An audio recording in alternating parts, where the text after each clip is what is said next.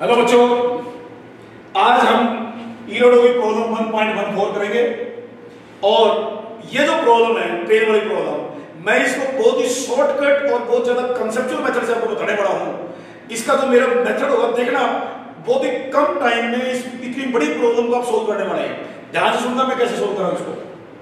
देखो भैया, इसमें ट्रेन के बारे में बोला गया है कि ट्रेन की जो 50 मीटर की लंबाई की है उसमें कुछ एक्सप्रेशन 3 × 10⁻⁻² का वो दो इवेंट ट्रेन के होते हैं। एक 30 सेकंड पर हेडलाइट जलती है, एक 30 सेकंड के 60 सेकंड बाद, मतलब टोटल 90 सेकंड पर आपकी जो टेल लाइट है वो ऑन होती है। तो दोनों इवेंट्स के बारे में कुछ पूछा गया है, तो वो मुझे आपको समझाना है कि इसको कैसे सोल्व करें। जो मेरा मेथड है वो बहुत ही कंसेप्चुअल मेथड है और बहुत कम टाइम में इस क्वेश्चन को आप देखेंगे सोल्व करूंगा मैं। देखिए, उससे पहले आपको कुछ चीजें बताना चाहिए कि डिस्प्लेसमेंट क्या होता है। डिस्प्लेसमेंट होता है चेंज इन पोजीशन।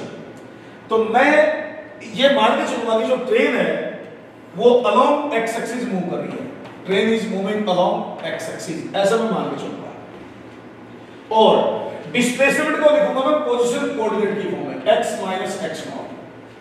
डिस्प्लेसमेंट को मैं x - x0, x0 initial position coordinate, x final position coordinate. ध्यान से सुनना, मैं बता रहा हूं मेरा मेथड बिल्कुल अलग होगा और बहुत शॉर्टकट मेथड होगा। ध्यान से करोगे तो चुटकियों में आंसर निकालोगे इसका। अब डिस्प्लेसमेंट है x - x0, x0 initial position coordinate, x final position coordinate.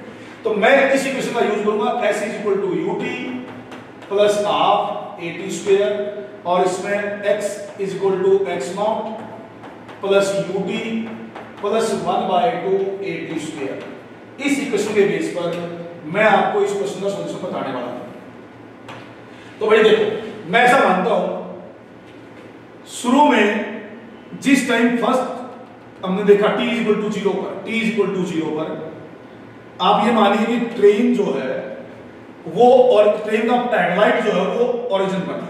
Train का हेडलाइट जो है वो ओरिजिन पर था, ऐसा मानिए। ये ट्रेन है और ट्रेन की हेडलाइट t = 0 पर थी, ओरिजिन t = 0 पर। अब t = 30 पर मैं ट्रेन के हेडलाइट की पोजीशन निकालूंगा, ये x पोजीशन कोऑर्डिनेट निकालूंगा मैं। ध्यान से सुनना, तो इसकी बात कर रहा हूं मैं पहले, इसकी पोजीशन कोऑर्डिनेट की बात कर रहा हूं भाई। कहां होगी? at t = 30 पर, t = 30 पर। तो इसका हेडलाइट की इनिशियल x कोऑर्डिनेट 0 है, तो t = 30 में इसे रखता हूं और फर्स्ट इवेंट के टाइम हेडलाइट के पोजीशन कोऑर्डिनेट निकाल देता हूं।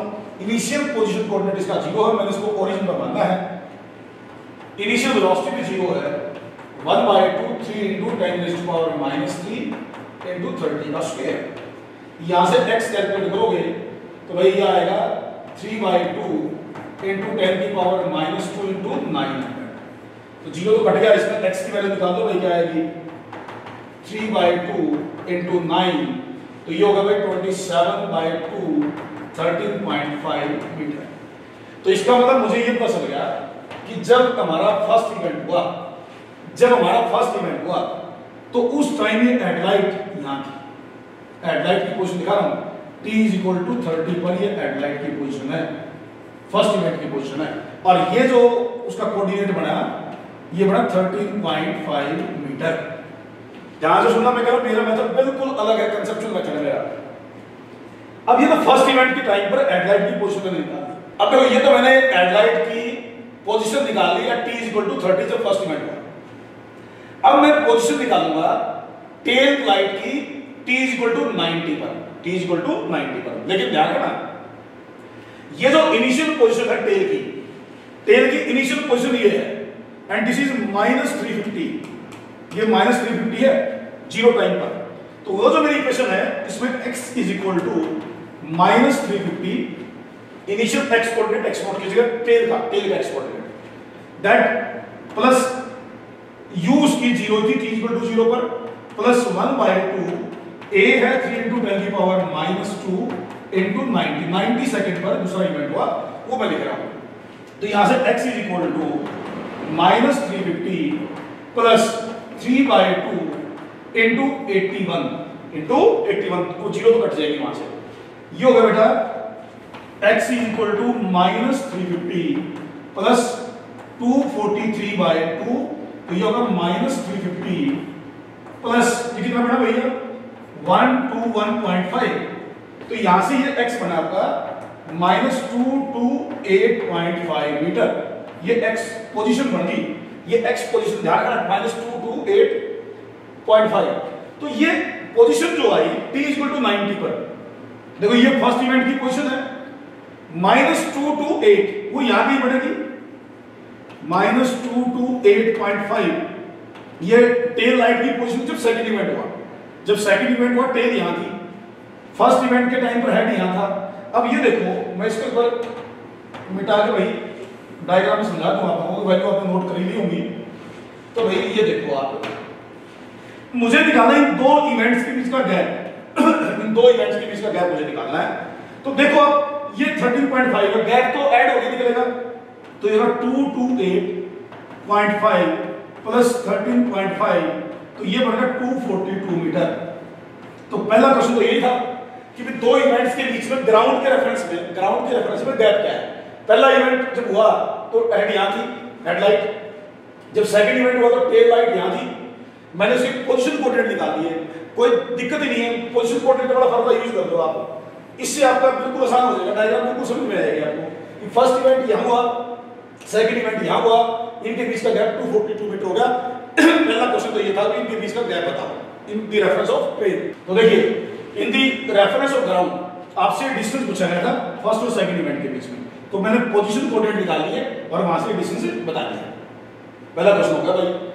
अब इसके अंदर एक क्वेश्चन और पूछा गया है, वो क्वेश्चन ये पूछा गया भी एक कोई फ्रेम है के, मान लो कोई आदमी है, ये इसको फ्रेम बोल रहे हम, ये कितनी स्पीड से दौड़े, इसकी स्पीड क्या हो, ताकि उसको ये दोनों इवेंट सेम पॉइंट पर दिखाई दे। जैसे मान लो पहला इवेंट जो हुआ दैट वो यहां था, उसको अपने राइट साइड में इवेंट होता हुआ दिखा। तो जब सेकंड इवेंट हो तो ये पॉइंट और ये आदमी एक जगह आ गए, ये आदमी और ये पॉइंट एक जगह हो। तो इस आदमी की वेलोसिटी बताओ कि इस आदमी की या इस प्लेन की वेलोसिटी क्या हो, ताकि इसको जो दोनों इवेंट है सेम पोजीशन पर दिखाई दे। तो बिल्कुल आसान है भाई, इन दोनों इवेंट्स के बीच में टाइम गैप कितना है, इन दोनों इवेंट्स के बीच में टाइम गैप है 60 सेकंड, 60 सेकंड का टाइम गैप है। तो इसका मतलब इस आदमी को यहां से यहां 242 मीटर का डिस्टेंस 60 सेकंड में कवर करना है। 60 सेकंड में कवर करवाने के लिए स्पीड बतानी है, तो मेरे ख्याल से तो डायरेक्ट आ जाएगी 242 बाय 60 मीटर, तो v आएगी अप्रोक्सीमेटली 4 मीटर पर सेकंड। तो लगभग 4 मीटर पर सेकंड की स्पीड से अगर ये फ्रेम दौड़ेगा तो उसको ये इवेंट और ये इवेंट सेम पोजीशन पर दिखाई देंगे। सेकंड क्वेश्चन ये था। तो देखो बेटा, पोजीशन कोऑर्डिनेट का मैं फिर कह रहा हूं, पोजीशन कोऑर्डिनेट ले दो आप एक बार, ये निकालो ये इवेंट जब हुआ तो इसकी पोजीशन क्या थी, जब ये इवेंट हुआ तो टेल की पोजीशन क्या थी, दोनों की पोजीशन के बीच का जो गैप होगा वो ग्राउंड के कंपैरिजन का डिस्टेंस होगा। उस तरीके से सोल्व करोगे बहुत आसान रहेगा।